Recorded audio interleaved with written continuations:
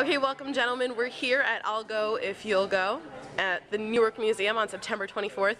And the gentleman with me today just attended the event. If you can share with me your names, please, and what you do for a living. Tyrone Bates, and I'm an educator in Jersey City. Terrence Barker, I'm an IT professional. Roy Johnson, and I'm a marketeer. Firefighter. Great. So what did you guys think about today's event? I thought that it was very informative. More people should come out to events like this just for overall education and just learning about health, particularly breast cancer and prostate cancer awareness, especially with the free materials and the knowledge from the panelists. It's an invaluable tool that everybody can use, and then they can take it to their community and educate the masses. I definitely think it was a productive event. It's my first time meeting Virgil. I had a relationship with him via phone for 2 years, emailing back and forth events. But I definitely learned a lot about breast as well as prostate cancer, and I'm definitely going to take up the challenge to spread the word to 10 individuals when I leave. I came because I spoke with Virgil on the telephone probably last year. I hadn't had a chance to actually get out to attend any sessions, but I came because I wanted to understand through him possibly some way that I could intercede and get involved in the community where I am and the groups that I'm involved with, where there are a collection of African American men, and some ways that I can help to sort of give them more information, more input, so they can make better decisions about their lives and about if they do find out they've got prostate cancer, how to proceed so they might be able to get effective treatment that will keep them alive.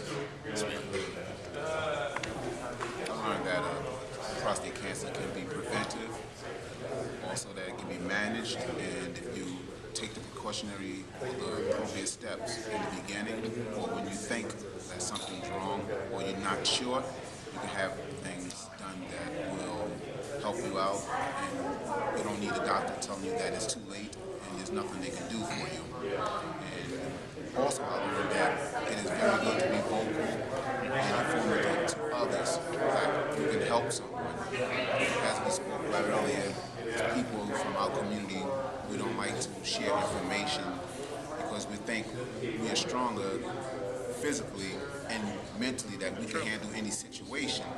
And then when we go, it's usually doctor telling us it's too late. There's nothing I can do. So my big question for you guys is, and you've all touched upon it, is that it's important to talk with the members of your community about this issue. How do we do that? How do we get men to talk? How do we get them to come out to these kinds of events? Is it too early on a Saturday morning? What's the deal? I think that we have to do various approaches. We talk about the barbershop initiative. We need to go into churches. Anywhere where there's social events, we just need to bring awareness. Sometimes you may have to go into a bar that people frequent and get the word out. You know, I think they're a little bit more relaxed at that time. We have social networking now. We have Facebook and Twitter and text messaging. I mean, we have to use all this technology that we have to get the word out and bring awareness. I mean, we can email people, send links, whatever it is, just general conversation, talking to our coworkers and, you know, anybody that you can get a chance to talk to. I've talked to at least 10 to 15 people since being diagnosed last week, and, you know, a lot of people are now aware, and they're getting themselves checked out based on my experience. So I think we just have to find any avenue where we can get people to come in, whatever way we have to do it, we just have to do it. Another thing to add to what Tyrone's saying, I believe these atmosphere right here that we're in, it's difficult to get people to come out. It's almost like we need a warrant to invade their space.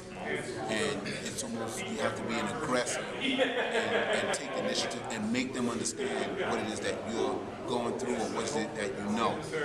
And sometimes they don't understand free. Everyone's first thing is how much it's going to cost me, or if it goes down, I can't afford it.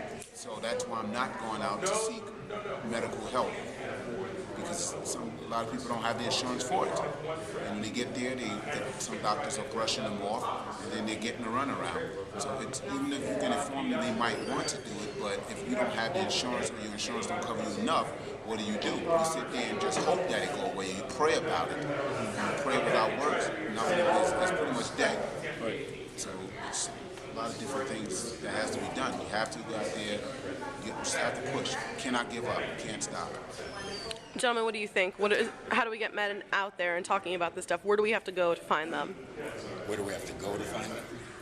Well, we go to the places where they congregate, as Terrell was saying. In other words, you'll find them in churches, you'll find them in bars, you'll find them in barbershops, you'll find them in clubs, wherever you find your sporting events. Sporting events, wherever men, that congregate.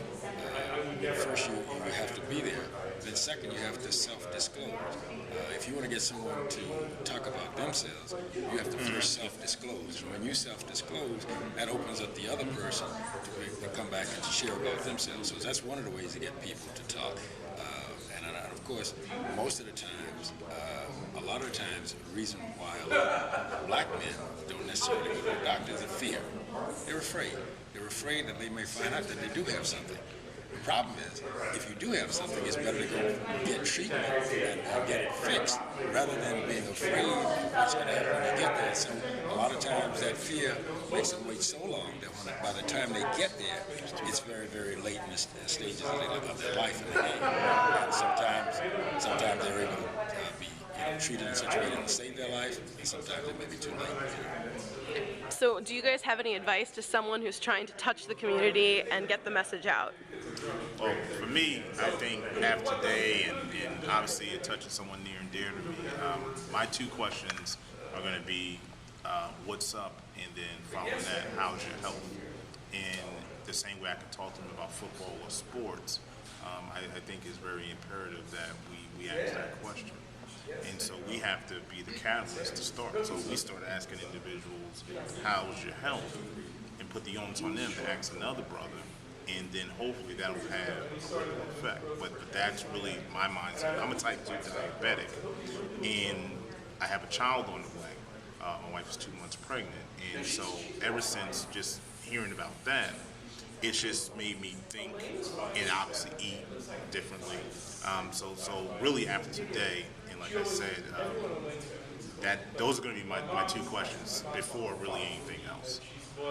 I just want to say thank you guys for sharing your stories and your insight. I appreciate you attending our event today and sticking around afterwards. So thank you very much, and good luck to all of you. Thank you. Appreciate it.